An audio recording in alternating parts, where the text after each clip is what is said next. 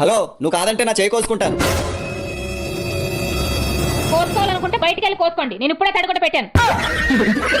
భాగ్య కొద్దంత బువ్వై కొంచెమే కోడిగుడ్డంత ఇయ్యి. నీ తిండి చల్లగుండా ఏం తిండి తింటావు? ఇంకెట్ట తింటరే? పొద్దుగాల మహారాజులాగా, మధ్యాహ్నం మంత్రిలాగా, రాత్రైతే బిచ్చగానిలాగా తినాలట. కానీ నువ్వు పొద్దుగాల కొంచెమే కోడిగుడ్డంత బువ్వ బుచ్చగానిలాగా తింటావు, మధ్యాహ్నం మామూలుగా తింటాను, రాత్రి అయితే రాజు లెక్క కుంభాలు మింగుతావు. ఇక నాకు బొర్రొచ్చింది అంటే ఎందుకు రాదు? Ring or necklace, flat or villa, 2 wheeler or 4 wheeler, nightie or sari. అవును, కర్మఫలం అంటే ఏంటిది? ఉదాహరణకు చెప్తా ఇను. ఆ చెట్టు మీద ఏమున్నది? మామిడి పండు. ఆ మామిడి పండును చూసింది ఏంటిది? కండ్లు.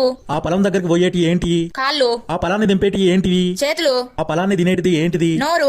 ఆ మామిడి పండు దింపేటప్పుడు ఆ చెట్టు యజమాని చూసిండు, ఎక్కడ కొట్టిండు? వీపు మీద. వీపు మీద కొట్టగానే పండును చూసిన ఆ కన్న నుండి నీళ్లు వస్తాయి. దీన్నే కర్మ సిద్ధాంతం, కర్మ ఫలము అంటారు. అయ్యో, కర్మఫలం అంటే ఇదా? మరి నువ్వేమనుకున్నావు? మామిడి ఫలం సీతాఫలం లెక్క ఇదో ఫలం కావచ్చు అనుకున్నా.